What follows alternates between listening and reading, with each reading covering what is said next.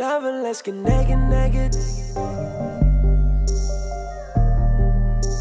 la beauty femme, je suis super contente de vous retrouver aujourd'hui pour une nouvelle vidéo mode où nous allons parler des tendances de la rentrée, de l'automne et de l'hiver. Donc c'est vraiment mon mood, je suis trop contente et je la travaille depuis un petit moment maintenant, depuis début ou mi-août carrément, parce que c'est un truc où il faut sélectionner pas mal de petits looks, de petites tenues, de petits trucs, enfin...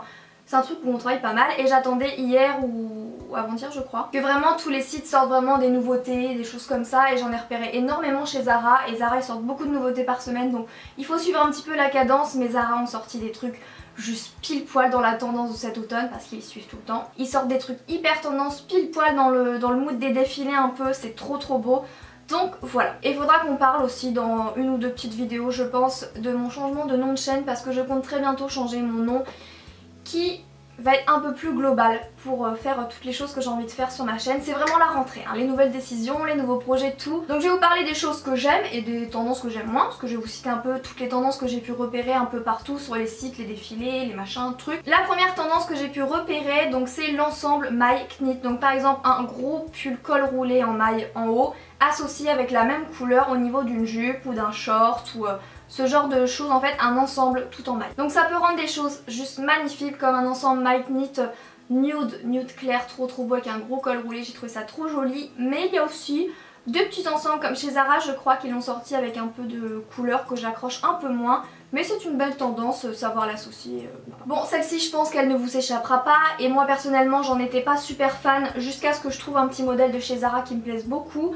Donc c'est la tendance avec les motifs animaliers. Donc ça tout le monde n'aime pas, mais j'ai l'impression que c'est quelque chose qui se démode entre guillemets jamais. Il va y en avoir beaucoup par contre cet automne-hiver. Donc notamment j'ai pu repérer énormément de léopard, donc ça c'est... on l'entend depuis très longtemps. Mais également beaucoup de motifs, j'allais dire reptiliens, donc là non. Pas reptilien mais plutôt le motif reptile serpent. Il y a Zara qui vont sortir une petite jupe serpent, motif un petit peu vert et tout, super joli. Et ce que j'aime bien dans cette tendance un petit peu serpent, c'est le motif serpent mais clair, parce que vous savez il y a le serpent un petit peu vert là qui fait vraiment serpent ou reptile.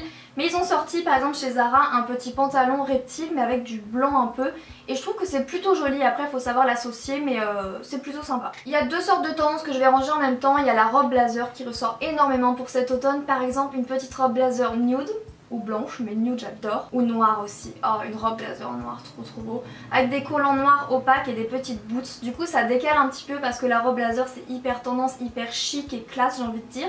Mais avec des petites boots ça peut donner un style un peu plus casual, un peu plus portable j'ai envie de dire, c'est trop beau. Et la deuxième chose dans la même catégorie, c'est l'ensemble, le tailleur qui revient énormément. Il y a pas mal de choses qui sont des indémodables, mais c'est vrai qu'on le ressort beaucoup en ce moment, l'espèce d'ensemble, que ce soit la veste de blazer et le pantalon, que ce soit la veste de blazer et la jupe. Les ensembles un petit peu comme ça ressort aussi beaucoup. Et c'était vraiment un look avant, je me disais non c'est pas du tout pour moi, ça me ressemble pas, non pas trop. Et en fait je me suis rendu compte en voyant plusieurs looks que c'est juste trop canon, c'est trop classe et ça fait pas trop en fait. J'avais peur du côté un peu strict, mais non. Regardez un exemple de ce que je vous parle. Il est pas trop canon cet ensemble, c'est un beige un peu clair, un peu chaud. Il est juste trop beau, très tendance avec un beige un petit peu clair, avec des boutons noirs et tout, avec un pantalon un peu large. Pas mal pas de def hein, ouais je crois. Et du coup quand j'ai vu ce look là je me suis dit mais je peux totalement le porter, c'est totalement un truc qui me ressemble, que j'aimerais beaucoup. Donc voilà, il faut vraiment piocher un petit peu dans chaque catégorie, chaque tendance qui nous plaît, et celui-ci vraiment je vous le conseille trop, il est trop beau. Je pense que là vous l'aurez totalement repéré parce que tous les sites l'ont déjà adopté, c'est la mode des carreaux. Donc que ce soit le motif carreau hyper nude, hyper clair comme du gris, du marron, du taupe, du beige, du noir, gris, enfin bref les couleurs un petit peu nude et simples comme ceci. Mais également ils sortent vraiment comme les couleurs, je vais vous parler après des couleurs tendances pour l'automne-hiver. Ils le sortent en jaune, ils le sortent en orange, en vert, ils le sortent en rouge même j'ai vu. Ils le sortent vraiment des couleurs hyper pop qui font penser à ce qu'il y avait avant dans les années... je ne sais plus quelles années mais je vais pas dire pour pas me tromper, mais ça ressort énormément les couleurs pop. Et c'est vrai que moi j'avais déjà acheté une petite jupe de chez Primark jaune comme ça à carreaux, ça ressort énormément et c'est super tendance, et ça c'est vraiment une pièce qui va vous faire un look de fou. On a comme pas mal d'années, je crois que ça fait 2 ans maintenant qu'on a cette tendance qui ressort tout le temps, donc ça c'est vraiment une pièce vous pouvez vous permettre d'acheter, même si par exemple vous avez flashé sur une qui a un certain prix, vous pouvez vous le permettre si vous pouvez bien sûr, hein, si c'est dans votre budget, parce que c'est un truc que vous pouvez reporter tout le temps, et même si vous en foutez des tendances ou si vous y êtes vraiment très attaché, C'est un truc qui ressort tout le temps, donc je parle de la fausse fourrure. J'ai vu qu'il y avait un, donc je crois que c'est une fausse fourrure Dior. Ils en sortent un long, un blanc beige, un peu oversize, c'est trop beau. Et moi ma pièce préférée, c'est la pièce que j'ai eue à mon anniversaire, que je vous ai présentée dans une de mes dernières vidéos, où je vous disais bordel qu'est-ce que j'ai hâte d'avoir du frais pour pouvoir la porter.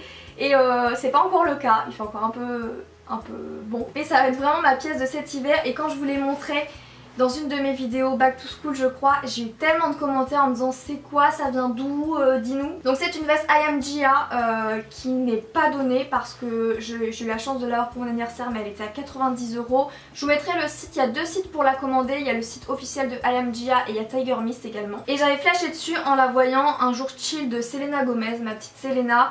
Et comme j'adore la mode et tendance, je voulais me renseigner sur ce qu'elle portait, même si j'étais sûre de ne pas le prendre parce que souvent c'est très cher. Et quand j'ai vu que c'était une I Am Gia et que c'était à 90 €, je me suis dit bon yes, je vais pouvoir me la prendre ou pouvoir la demander, c'est trop cool. Donc voilà, I Am Gia, celle-ci, et il y en a dans plein de motifs.